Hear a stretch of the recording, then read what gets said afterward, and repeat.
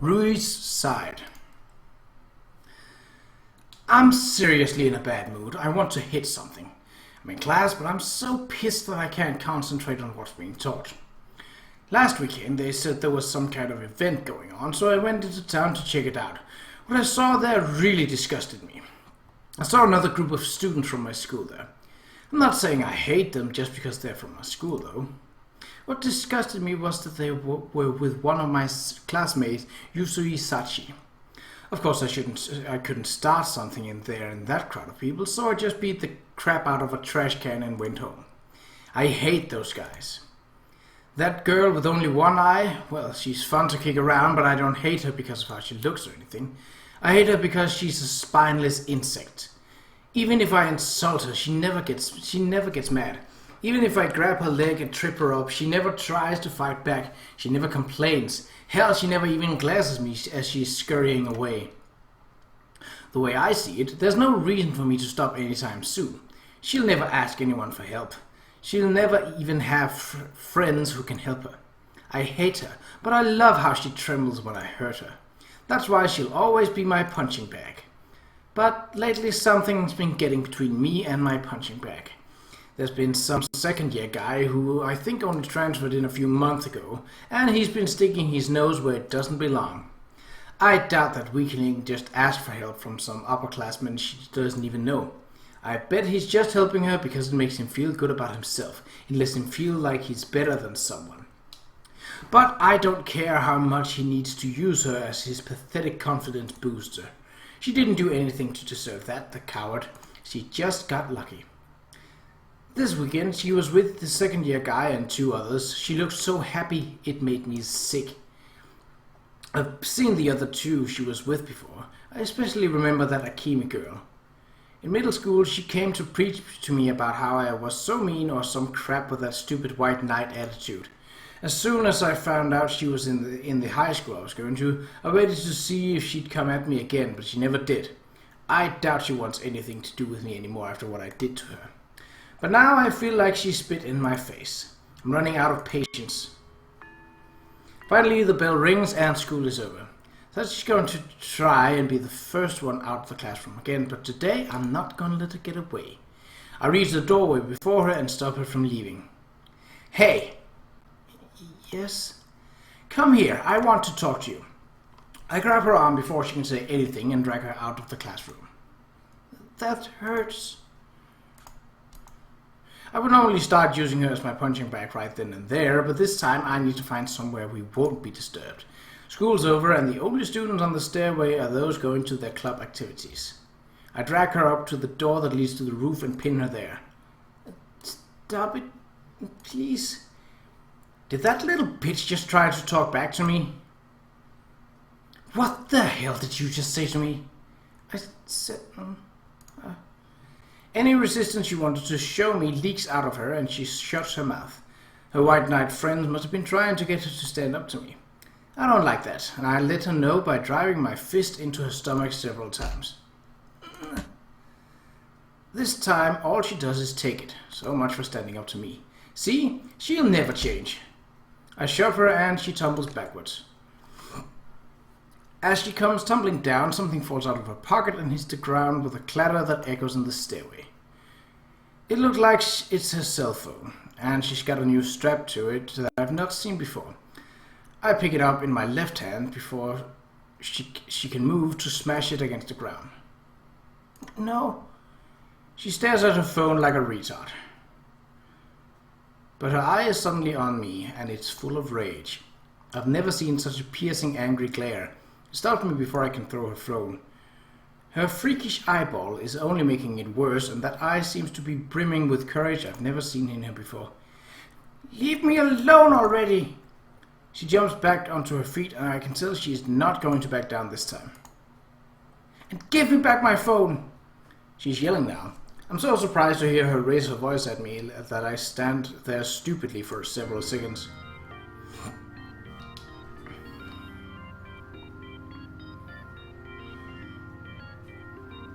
Wow, that was an eerie ringtone. And then the phone in my hand begins to ring. He's calling. Give it to me. Like hell, I'm just gonna let her have it. Give it back now! But she doesn't wait for me to move and marching up to me, tries to snatch the phone out of my hand. No, you don't. I shake her off and aim a punch at her face, and she tries to block it. I've never seen her try to fight back or try to protect herself like this before. She's no fighter though, even with this newfound energy, she can't stop me from driving my fist into her face. But even though my blow connects, she stands her ground, barely letting out a sound and regaining her balance right away. Before I can pull my hand back, she grabs onto my wrist. Give it back! And again, she reaches for the phone in my left hand. Now that she's holding onto my right hand, I can't hit her as easily. I push her shoulder with the arm that she's latched onto and kick her left leg out from her. She's already leaning forward and reaching for her phone, so this easily throws her off balance. Reflexively, I push on her again and throw her onto the floor behind me. I turn around to follow the throw up with another punch. Or I try to. Oh shit! We're on the stairway, there's no floor behind me. That sent her flying with more force than I meant to use. Everything seems to slow down as she flies down the stairs towards the landing built far below her. Your side. Wait, Sachi's not here yet? I thought you went to find her. I arrived at the shoe rack at the exit of the school building to find Tomo and Akemi waiting there. Today, like always, I went straight to the first-year classrooms to meet Sachi. I couldn't find any trace of her though. Thinking I might have missed her, I hid it here. Maybe you just didn't notice her in the crowd. No way, she would have said something to me. We never missed going home together. I don't think she went home early either. Hang on a sec. Akemi runs up to a passing student and asks her something. Someone she knows? Well, yeah, but you've seen that girl before, haven't you? Akemi's asking her about Sachi-chan. Now that he mentions it, I think I do. Sometimes see her when I go to meet Sachi at the classroom. Actually, she's in the same class, isn't she? Man, Akemi really does have a big network of friends. Whatever the student is telling her, Akemi suddenly looks very worried and she runs back to us. Makun, she said that after class Sachi-chan left the room with Rui-chan. With Sadokawa. Where did they go? That much I don't know. I've got to find her. Hey, Mamoru, geez, well, I guess it would be more efficient if we split up. Mamoru will probably be going to the upper floor, so Akemi, you check the first floor. I'll search around the outside of the building. Gotcha!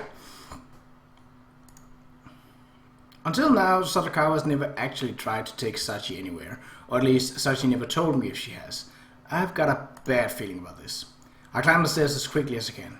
Wait, what am I doing? I should try calling her before I go searching blindly. I take out my phone while running up the stairs and call Sachi.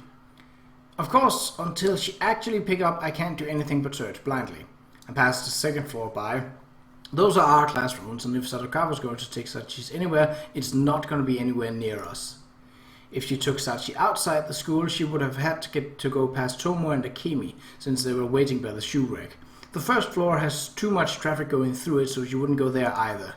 Given all that, it's very possible that she took Sachi up to the third floor. Finally arrive at the top of the stairs on the third floor, but now what? There haven't been any clues that might point to where they've gone so far. Sachi hasn't answered her phone, but it must still be ringing. I rest out at the third floor landing trying to figure out what to do next. I hear a ringtone coming from nearby. It's got to be Sachi's. They must be close. It's coming from somewhere up above me. I immediately think of the stairway leading up to the roof where Sachi and I ate lunch together not so long ago. Give it back! I hear a voice cry out from the same direction. It's definitely Sachi. I sprint up the stairway. The moment I turn on the midway landing between the two floors, I see Sachi fly down the stairs in front of me, and behind her is Sadokawa, arm outstretched. Watch out! I jump up the stairs, my body operating on instinct at this point. Eek! Sachi! My mind goes blank as my body dives forward. I'm just barely managing to get my arm between Sachi and the floor, and the force of the fall brings us both down. It's not what might be considered a graceful catch, but at least I stopped her from hitting her head. Sachi, are you okay? I get a hold of myself and manage to stand up before helping Sachi to her feet. Senpai, you came for me. Yeah, are you hurt? I hit my knee, but I think I'm fine otherwise. I guess I couldn't completely protect her. She grimaces as she lets go of me and tries to stand on her own. As I look her over and check for other injuries, the first thing I notice is a bruise on her face that she didn't have when we met for lunch today. Doesn't look too bad though, so we can deal with that later. Okay, well, right now we need you to get to the school nurse. Senpai, are you okay? Yeah, don't worry about me. I couldn't completely support her when I caught her, and her weight brought my arms down to bang against the floor. That, of course, hurt like hell. But I can't show any weakness right now. I'm not screaming in pain, at least, so there's probably no permanent damage anyway. Hey, Sadokawa. I logged my pain and turned to face Sadokawa, who is still standing at the top of the stairs. If I hadn't been there, Sachi would probably gotten seriously injured or worse. Like I care. It was an accident anyway. But she looks away from me as she said it. When Sachi was falling, it did look like Sadokawa tried to reach out for her, so she probably isn't lying about that. But that doesn't make her any less responsible, and I'm sure she's also responsible for that new mark on Sachi's face. Stop bullying Sachi. Yeah, why would I listen to you?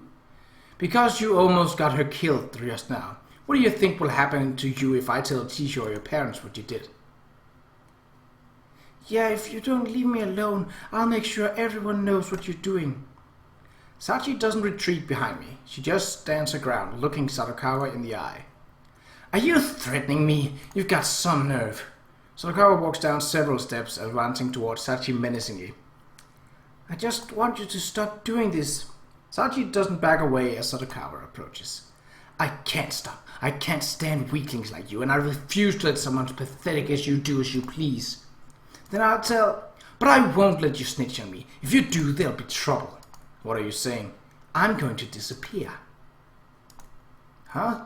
I'm saying I'm going to leave the school. It's not like I have any friends here, and I can't mess with you anymore, so there's no point in me being here. I'll transfer to a different school. My parents don't give a shit anyway.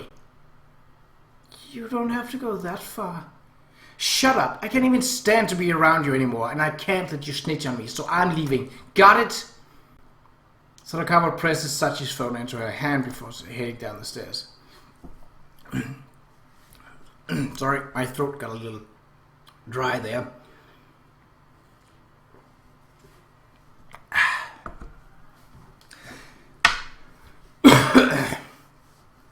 We watch her go and keep staring at the stairwell even after she's gone, both of us completely dumbfounded by what just happened. After a while, Tomi and Akemi appear on the stairs in place of Sadokawa. Mamoru, Sachi-chan, are you guys alright? We just passed Rui-chan on the stairs. Was she here? Yes, she was. I don't really know what happened, to be honest, but she said she'd stop bullying Sachi. She also said that she hated her and was going to change schools. Wait, Rui-chan said that? Yeah, I don't know if she's serious or not. There's no way that's going to happen. Why not? Didn't Sadokawa say she was going to change schools in middle school as well, Akemi? It was for a similar reason too, I think. What the hell? I'm going to talk to her. Akemi rushes down the stairs and we can hear her stomping down the hallway even after she steps out of the sight. Hey, Akemi. Jeez, that girl. Tomo follows her down the stairs. Will Akemi-senpai be okay? Tomo's the one I'm worried about. Well, whatever. Sadokawa said she was going to transfer to another school, but I wonder if it really is that easy, you know. At least I can do more than just cry now. Yeah, you stood up to her. I was amazed, honestly. You're completely different from when we first met. It's all thanks to you, senpai. Yeah, you're giving me too much credit. In the end, you're the one who stood up to her, not me. Even so, thanks for everything you've done. For helping me change. For finding me. Yeah, you know, this is where we first met, isn't it? We haven't come back here in a long time, have we? Yeah, lately we've been having lunch on the second floor with Akemi and Tomo. I really am grateful to you, senpai. She has changed. She hasn't been stuttering nearly as much as when we first met, and she smiles a lot more as well. When we talk, she looks right at me instead of, well, anywhere else. But that eye of hers never changed. It stays bright and shining this whole time, and I can't get it out of my mind. We stand there in silence for a while. I gaze into her eye, and she gazes into mine. Hey. Yes? You know, even if she doesn't leave school, I don't think she'll be hurting you anymore. I think you're right. You're right. I'm not the weakling she thought I was anymore, and when push came to shove, you really were there for me, Senpai. You saved me. I guess that means your wounds are finally going to heal. Yeah, I guess so. Do you want to touch them? While I still have them, I mean. Sure. Okay. Sachi closes her eye and presses her body into mine, just like last time. Maybe it's selfish of me, but I've been waiting for this. I put my right hand on her shoulder, just like last time. But this time, I don't put my hand on the scar on her brow. Instead, while her eye is still closed and while she's so vulnerable, I put my free hand under her chin and lift her head up before putting my lips to hers. I can't make that sound. I let her lips touch for only a moment, just enough for Sachi to feel it, and she rears back a little, blinking at me in astonishment. That was unfair, you know. Yeah, I know, sorry. Do it again. Do it right this time. Now we're even, I think. Her eye has caught me in its spell, and I couldn't refuse her even if I wanted to. I take her by the shoulder again as we slowly come together. Her eye is open this time. Just as I feel myself being drawn into her eye, I draw her body close to me.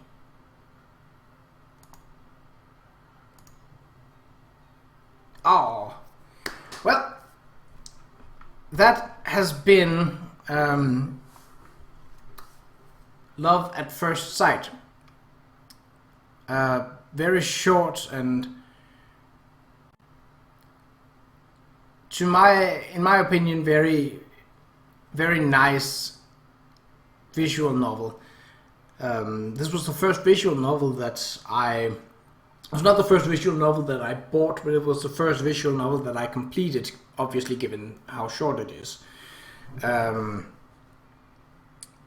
I think it shouldn't, I found it on Steam, and it's not, obviously it's not, given its short length, it's not going to be very expensive. I can't tell you how expensive it'll be because it was back in 2015 when I bought it.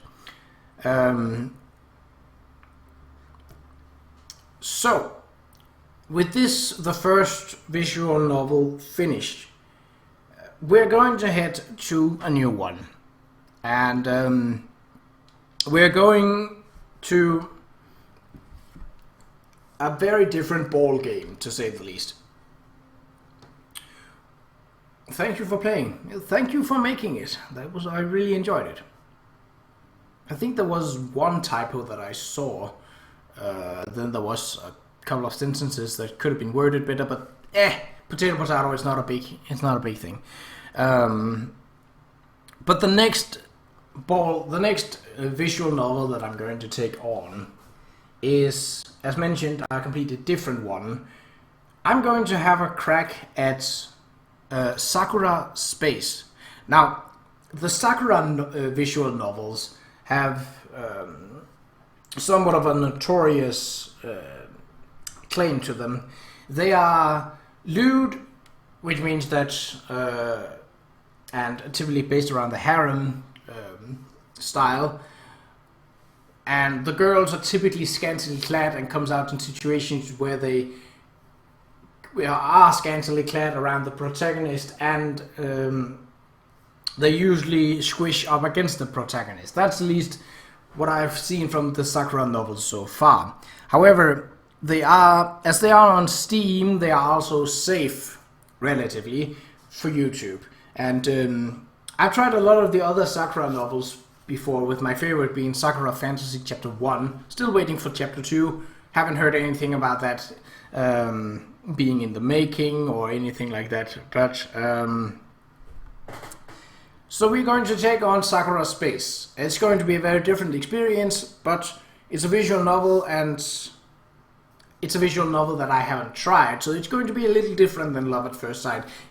There probably are going to be some choices down the road, and eventually we'll get to that when we get to that. Love at First Sight is a linear story with no choices.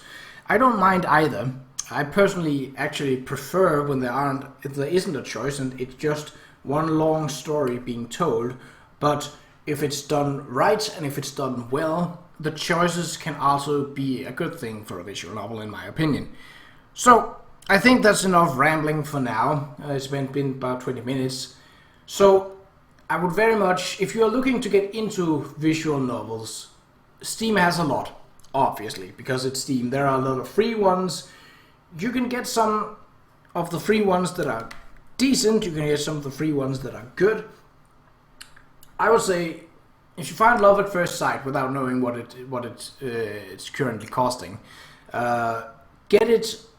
And especially if you're new to visual novel, because it has the weirdness with the One-Eyed Girl. Trust me, there are visual novels that are way weirder, just like an anime. But it's a good gateway visual novel, essentially, because it's short, it's easy to get into, it's not too weird, so you won't be weirded out, and it doesn't have a large amount of writing flaws. And it's pretty coherent. It's not like there are massive loopholes.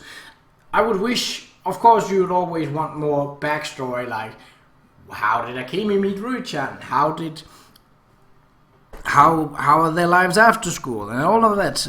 But when it comes down to it, I think that Love at First Sight is definitely worth a recommendation from my side. So with that said, and without further ado, until next time, take care.